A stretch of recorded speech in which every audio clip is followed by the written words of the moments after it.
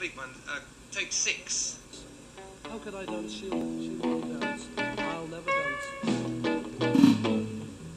Okay. Where's the tempo? Where's the tempo? Oh, of course, no. Just...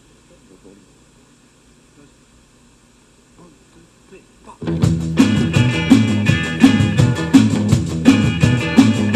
Well, she was just 17, you know what I mean, and the way she looked was way beyond compare. So how could I dance with another? Oh, when I saw her standing there.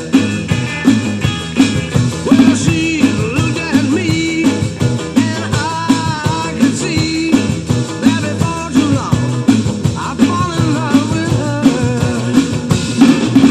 She wouldn't dance with another. Oh, and I saw her standing there. Well, my heart went boom when I crossed that room, and I held her hand in mine. Oh, we danced through the night, and we held each other tight, and before too long I fell in love with her. Now I'll never dance with another. Oh, when I saw her standing there.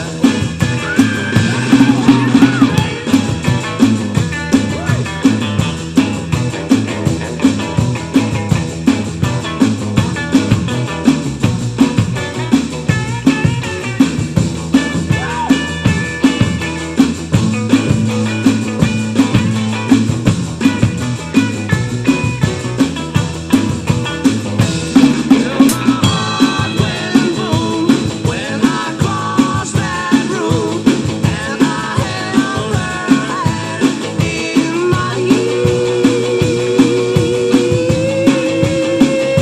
Oh, we danced through the night, and we held each other tight, and before too long I fell in love with her.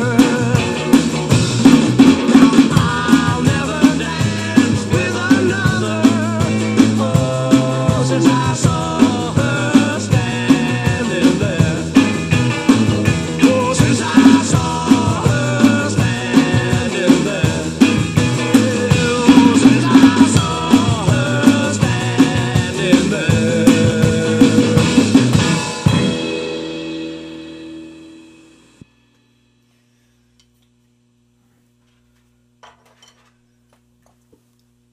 There it is, man.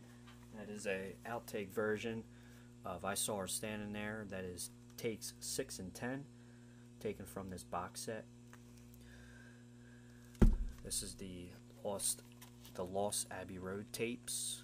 Never heard some of this stuff before. It's an 8-disc box set.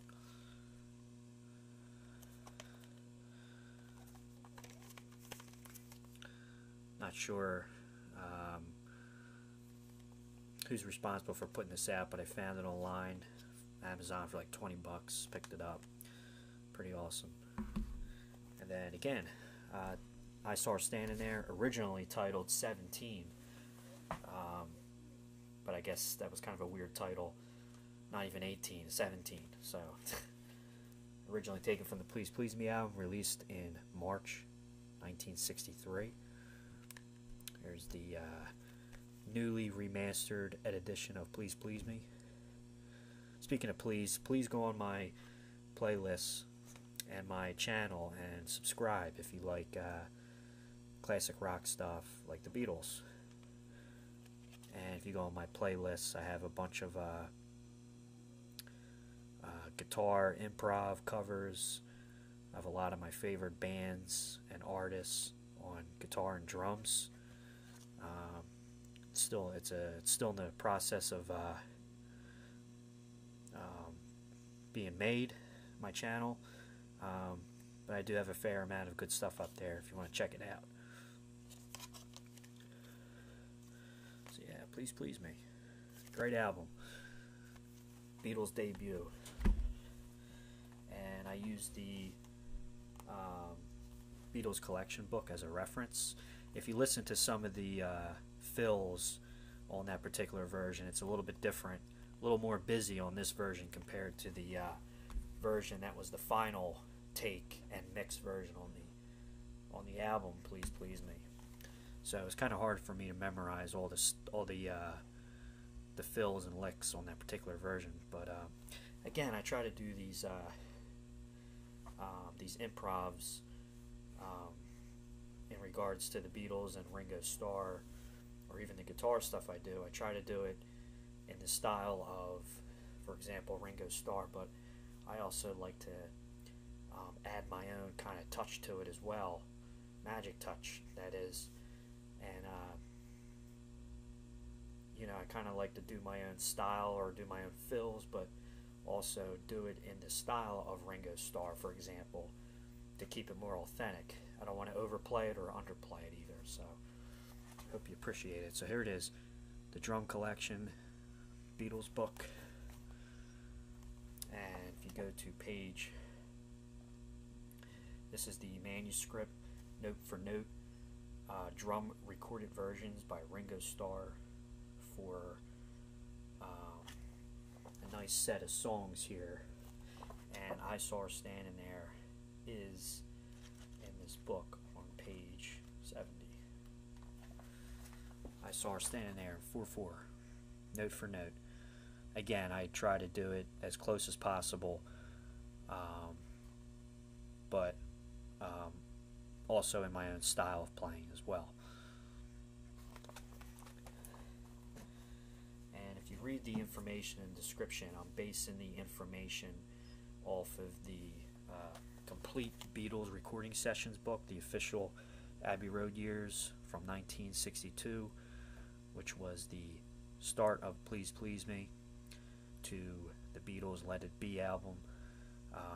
This is a journal, diary entry kind of a book from all the sessions at EMI, Abbey Road Studios, for just about every song they've done, even songs that we haven't even heard before, or at least I haven't even heard yet. Some songs that were abandoned.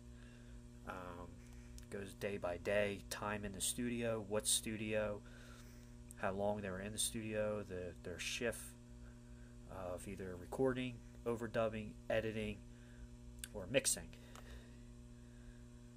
And it goes by, and on page 16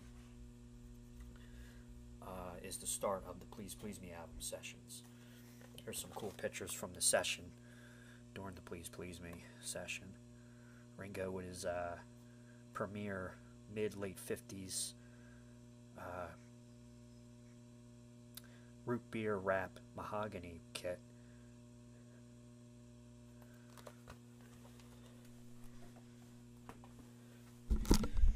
And again, here's the kit that I'm using. It's my Roland TDK 4P V drums, mesh heads, PDX8, PDX6, PDX6, stock floor tom, and using my trusty LudwigSpeedKing down there, which is also what Ringo used.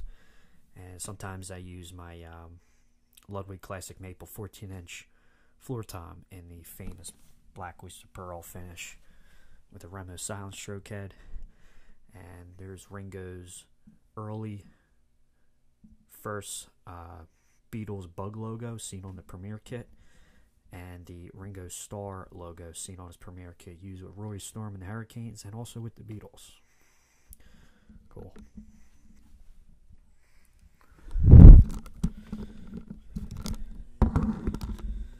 The only minor tweaking I did was I turned the snare up a little bit, tuned it up a little bit, and I tuned up the rack tom and the floor tom up a little bit as well to mimic the Premiere kit used on the Please Please Me session.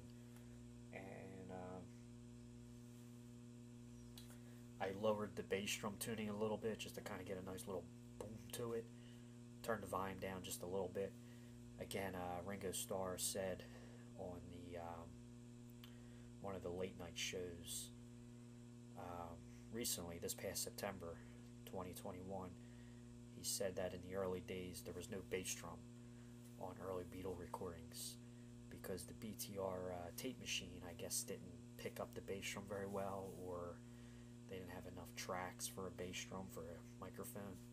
So if you listen to some of the early Beatles stuff, even Please Please Me, you can notice that the bass drum is not as strong and as punchy as you might hear like maybe on like a Led Zeppelin album, for example, just because they had old recording tape machines. So that's it, guys. There's a Beatles shirt outside a Hotel President in London in 1963, I believe, in July. Cool. Thanks, guys. Subscribe to the channel, read the description, Rockstars92. Thanks.